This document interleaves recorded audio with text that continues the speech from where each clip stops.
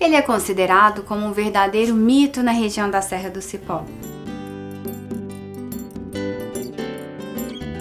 Tomás Antônio Gonzaga e a sua literatura imortal, aqui, no Triângulo das Gerais. Não saia daí, porque o programa está só começando.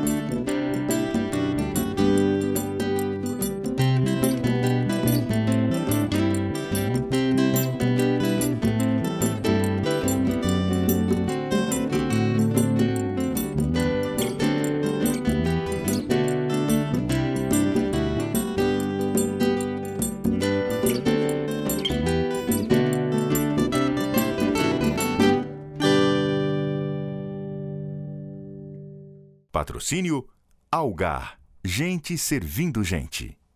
Incentivo, Lei Estadual de Incentivo à Cultura de Minas Gerais. Juquinha da Serra, como é conhecido na região da Serra do Cipó, deixa um legado sobre amor e solidariedade. Confira. Meu rancho de palha, lá, lá. Meu campo de malha, lá, lá. Um rosto na talha, lá, lá. Uma vez nós fomos fazer um curso em Conceição do Mato Dentro e quando a gente voltou, a gente viu a estátua. A gente falou, o que é isso? Tanto tempo a gente vinha na Serra do Cipó, mas acho que a gente nunca tinha chegado nesse quilômetro. Então nós paramos e viemos ver, e ficamos encantadas com as Sempre Vivas, com a magia poética, como ela disse, do lugar, né? Porque esse lugar tem uma magia, realmente, né? Então nós ficamos aqui, sentamos, inclusive fizemos uma coisa errada, colhemos Sempre Viva, levamos um molinho de Sempre Viva para casa. E daí, toda vez que a gente vem na Serra do Cipó, com esses amigos meus de São Paulo, que amam a Serra do Cipó, a gente não vai embora sem vir aqui, reverenciá-lo, entendeu? A gente sempre o via andando no alto da serra, ora colhendo flor, ora com um sobrinho. Então, sempre caminhando sozinho aqui pelo alto da Serra do Cipó. E era uma pessoa muito querida em todas as regiões aqui, em todos os distritos. Ele faleceu em 84, com 70 e poucos anos, mas parecia ter muito mais, né? Muito acostumado aqui com as intempéries da região. Aqui ele ficava muito na beira da estrada e em toda a região. O topo da serra aqui é muito grande e relativamente plano, então ele estava sempre caminhando aqui no alto da serra. Era muito conhecido por ser uma pessoa muito pitoresca, era um velhinho muito querido na região. As pessoas eram muito boas com ele, todos ajudavam, dando pão, roupa, biscoito, sapato. Todo mundo gostava muito dele aqui. Ele era muito conhecido. E a chuva na calha, lá, lá. Cidadão da mata, eu sou. A gente tem o Juquinha como um guru porque as histórias que a gente ouviu a respeito dele foram mais para o misticismo do que para o pé no chão. A gente escutou falar que ele era uma pessoa muito bondosa, gentil, que ficava no meio da estrada distribuindo Sempre Viva, sempre uma palavra de consolo, de simpatia para as pessoas, que as pessoas gostavam muito dele, davam em troca comida, que ele era muito humilde, que ele precisava só da natureza para viver. E sempre teve um mistério a respeito da vida dele, que ele morava numa caverna, que uma vez ele morreu e ressuscitou de novo. Ele passou mal um dia e acharam que ele tinha morrido. Vestiram e tal e deixaram ele numa cama para guardar a ser enterrado. E passou um tempo, acho que próximo da hora do enterro, ele levantou. Depois, acho que 2 dias depois, ele passou mal de novo e foi enterrado. Cidadão da mata, eu sou. Água na lata, tá, tá. A mesa tão farta, tá, tá. perdido na data. E outras pessoas mais ligadas no ramo da ufologia, que pesquisavam, falaram que ele aqui é um lugar de muito avistamento, que muitos ufólogos vêm para a Serra do Cipó, porque tem vários relatos de avistamentos. E começou o rumor de que ele era um contactado, que ele tinha contato com seres, e por isso que ele vivia aqui no ermo, e que esses seres tinham transmitido toda essa forma dele viver, de simplicidade. Extremamente humilde, generoso e pitoresco, né? Brincalhão, o jeito de falar era muito engraçado, o jeito de oferecer, de vender, ele nem sabia vender, ele jogava o maço de flor dentro do carro. Se você tivesse alguma coisa para trocar, você trocava, se não tivesse também, do mesmo jeito. Ele tinha muita necessidade aqui de fogo, de fósforo, então ele sempre pedia o fosque, né? E era conhecido aqui como o ser que comia escorpião, que mamava na loba, era muito... Tinha muita lenda, realmente, porque ninguém sabia como que ele conseguia viver aqui. Ninguém sabia que ele tinha parente, né? Então ele com certeza vivia com muita dificuldade, a começar da intempérie do lugar.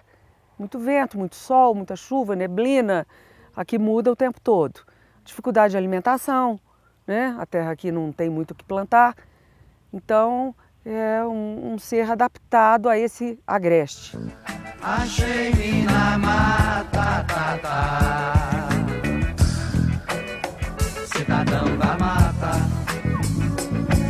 Eu sou cidadão da mata. Eu sou. Não dá para a gente vir na Serra do Cipó sem vir no Juquinha. Teve experiência, assim, a nível pessoal, individual, espiritual, que é muito difícil de contar e não dá para contar também, porque é uma coisa muito individual. Foi marcante demais. Então, assim, a gente tem nossos motivos, além da beleza da estátua da Virgínia, além da beleza da paisagem, a gente tem motivos pessoais para estar vindo aqui. Um touro na raia, ia, ia. Um potro na baia, ia, ia. A gente não vai, ai, ai, ai. Reforçar aí o meu pedido, tanto para as pessoas que vêm fazer a visitação, quanto para as autoridades, da necessidade de preservação do local quanto à flora, né, fauna, a poética aí do lugar, com o mínimo de interferência, que jamais haja aqui uma exploração comercial desse trabalho, porque era um ser que não precisava disso, acho que ninguém precisa explorar a região por causa da estátua. Aqui eu acho que o que foi feito aqui em termos dessa passarela já não tem o que ser feito.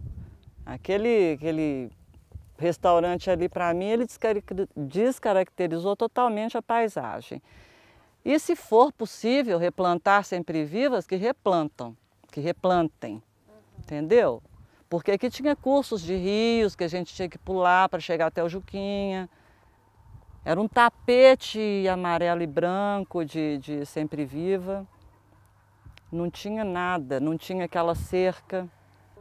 Mudou, mas ainda continua com o seu encanto, entendeu? Não perdeu, não fez perder o encanto, mas assim, está faltando o que tinha de início. Eu, sinceramente, eu não entendo de botânica, eu não sei se a sempre viva ela pode ser replantada. Qualquer um que cai, ai, ai, ai. Cidadão da mata. Eu sou cidadão da mata. Eu sou.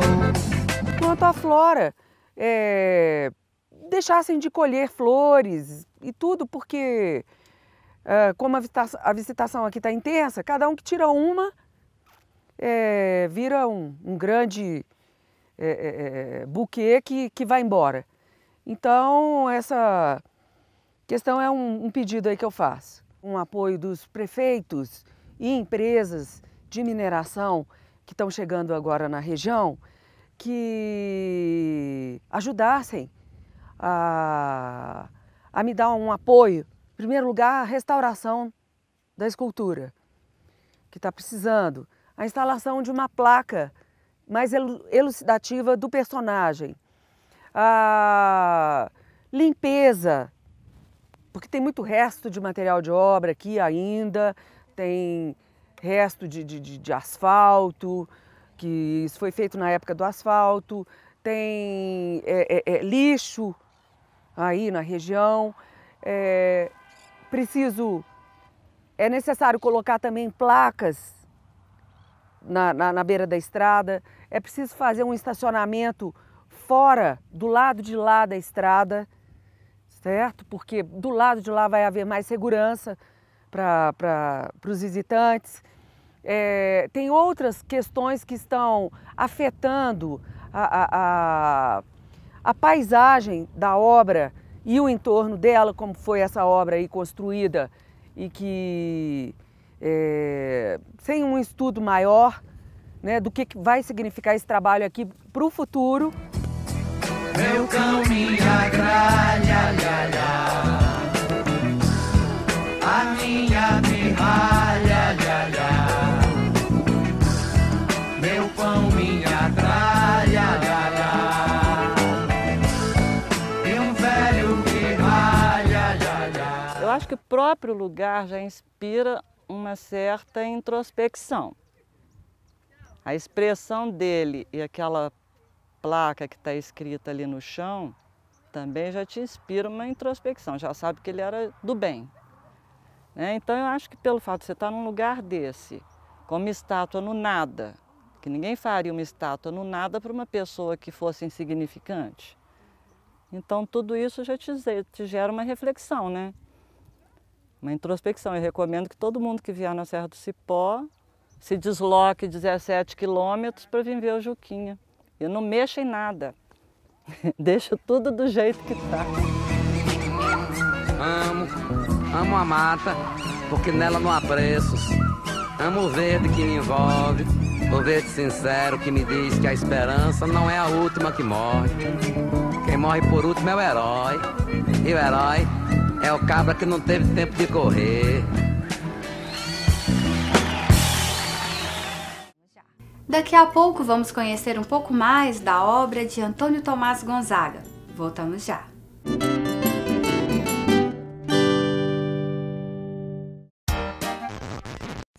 Bateu aquela fome e não tem o que comer? Chegou em Uberlândia o aplicativo NetCook. Tem os melhores restaurantes na palma da sua mão. Acesse saiforafome.com.br e baixe o aplicativo para o seu celular. NetCook! Não adianta inventar. Para vender de verdade, já sabe, né? NetSabe, o melhor portal comercial da sua região. Busca rápida, conteúdo de qualidade e confiável, com mapas, rotas e você ainda busca de qualquer lugar com os aplicativos para smartphone e tablets. Acesse, anuncie netsabe.com.br. NetSabe, bem melhor aparecer aqui. Bem melhor.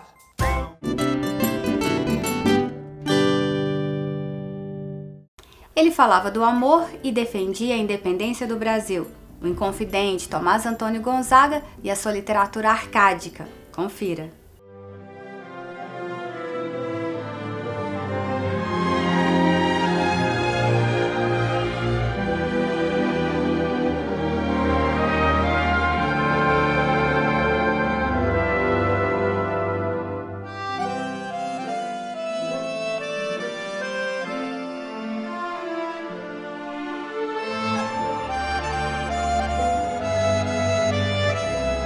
Tomás Antônio Gonzaga é conhecido pelo livro Marília de Dirceu, é o mais famoso, é um best-seller no Brasil desde que ele foi lançado, quando Tomás Antônio Gonzaga ainda era um inconfidente, né? Mas foi um dos primeiros livros, inclusive, publicados no Brasil pela imprensa régia, que era do próprio governo imperial. Ele formou em Coimbra, ele nasceu no Porto. Ele vem para ser ouvidor na Bahia e é transferido para Ouro Preto. Pelo menos é o que a gente sabe. E aqui ele vai justamente ouvir os reclames, porque ouvidoria é reclames. Eu costumo dizer que seria o saque hoje, o serviço de atendimento ao consumidor. Não dá para você ler a obra dele sem conhecer a vida, porque tem momentos que ele vai misturar isso. Os estudiosos acreditam que o amor pela Marília é assim, o amor que ele tinha pela essa moça, que se chamava Doroteia. Então, e o momento em que ele é preso, ele coloca essa prisão dentro do poema. Então você precisa saber da vida dele para você conseguir, não necessariamente, você pode ler os poemas e se aprazer disso, mas se você tem o conhecimento da vida dele e do contexto em que ele estava, você consegue sentir de verdade o que ele quis dizer. Eu acho que é uma experiência bem mais lucrativa e prazerosa, assim.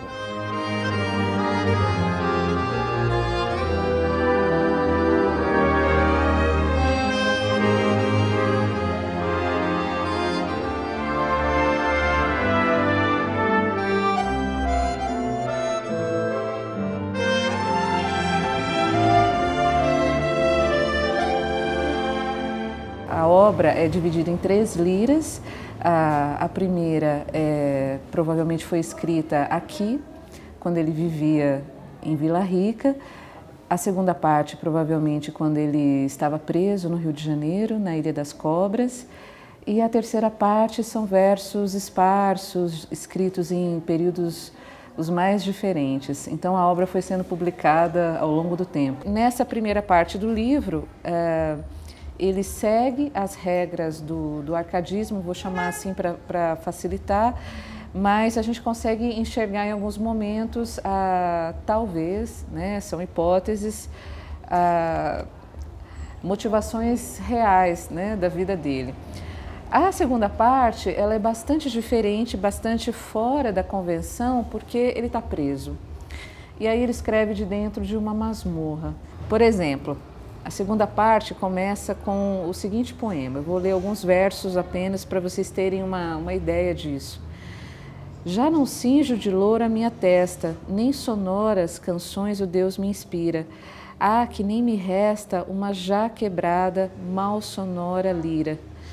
Mas nesse mesmo estado em que me vejo, pede, Marília, amor que vá cantar-te, cumpra o seu desejo, e ao que resta, supra a paixão e a arte. A fumaça, Marília, da candeia, que a molhada parede, ou suja ou pinta, bem que tosca e feia, agora me pode ministrar a tinta.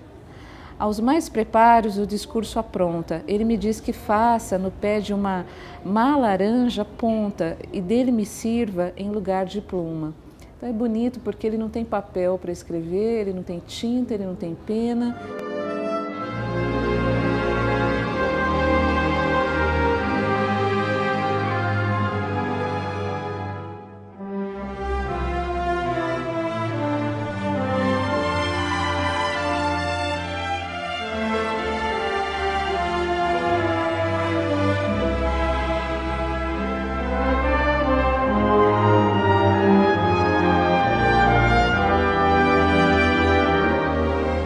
A terceira parte são versos que foram adicionados depois. Provavelmente alguns ele escreveu aqui mesmo, mas como eram alguns dos poemas, né? Essa é uma possibilidade. Alguns dos poemas não seguiam as regras, né? Como eu disse, tão rígidas do arcadismo que ele seguia, talvez ele mesmo tenha deixado de fora. Agora, são poemas muito interessantes para nós, porque alguns deles tratam daqui, de Minas.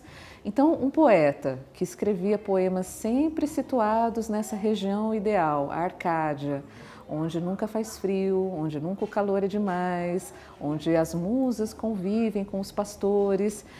Bom, em alguns poemas ele tematiza Vila Rica, que era o contrário disso tudo, né? Era um lugar terrível, cheio de gente, a maior parte da população era escrava, os rios estavam poluídos pela mineração, não havia águas com fontes cristalinas para as musas cantarem e beberem, né?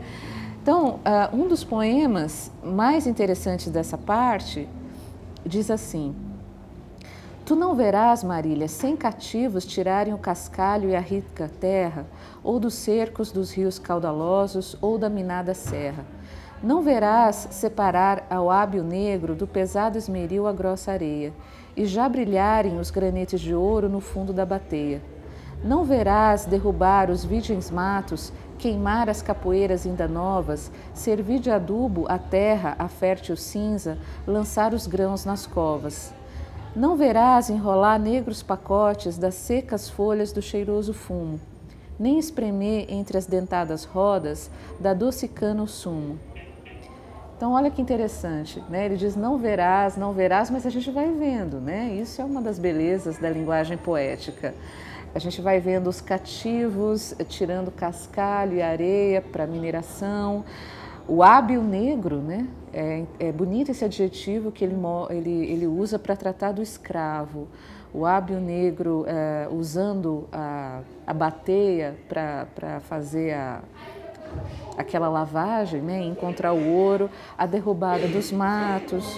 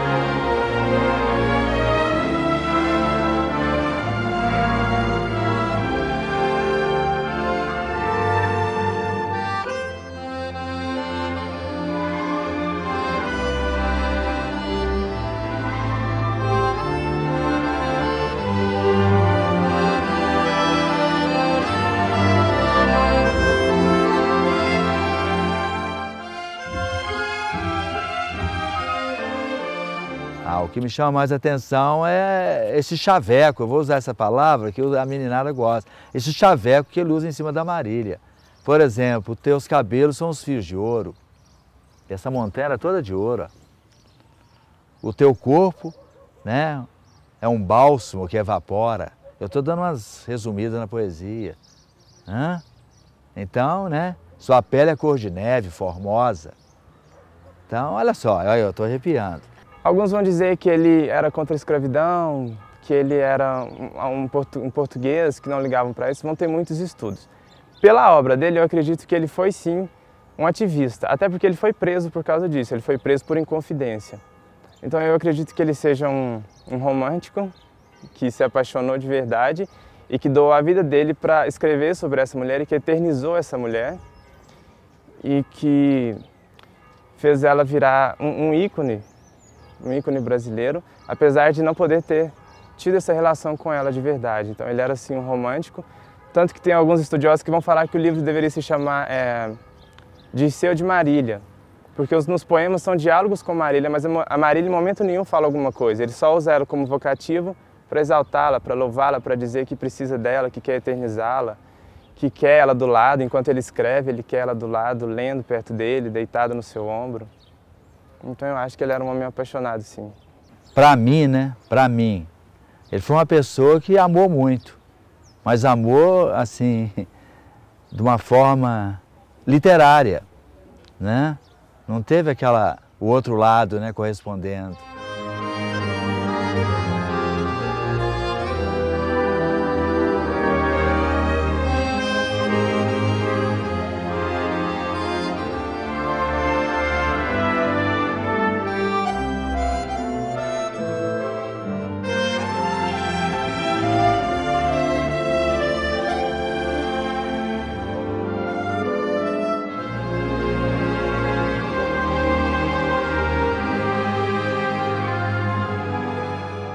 Através da literatura que a gente gosta da história. Eu acho, a literatura ela ajuda muito. Você acompanhar os depoimentos, acompanhar os documentários igual vocês estão fazendo, isso é muito legal. Você tem que estar em loco, porque aí você, arrepiando de novo, aí você tem que viver isso aqui. Né? Eu alimento isso aqui, eu saio daqui e fico doido para voltar. Né? Que a gente já participou de muitos congressos de turismo no Brasil afora, desde 80, mas você fica longe daqui, você sente uma falta, né? Aqui tem todo um clima, né? Uma atmosfera. A obra dele não deveria ficar presa nas escolas a historiografia sobre ele foi em português, veio para o Brasil, escreveu um livro que foi um best-seller e que até hoje é um cânone. Acho que a obra dele é uma coisa que tem que ser vivida, que qualquer um pode pegar para ler e se apaixonar por isso, não ficar preso a características do movimento, não ficar preso ao que vai cair no vestibular, ao não ficar preso a essas características historiográficas, e sim ler o poema e tentar viver o que ele viveu, tentar sentir o que ele sentiu de verdade.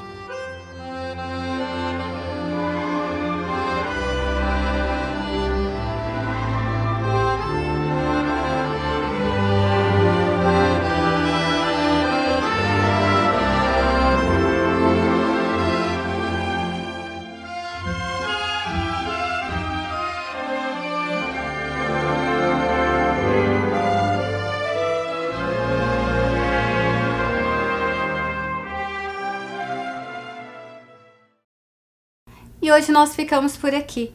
Se você quiser saber mais sobre alguma matéria que foi exibida no nosso programa, acesse o site triangulodagerais.com.br. Obrigada pela audiência e até a próxima.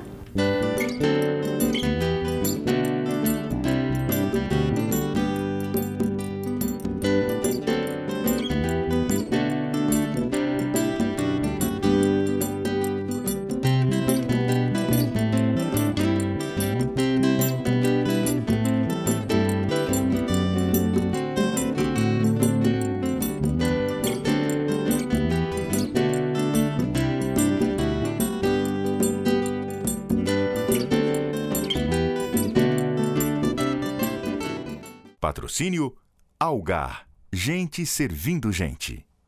Incentivo, Lei Estadual de Incentivo à Cultura de Minas Gerais.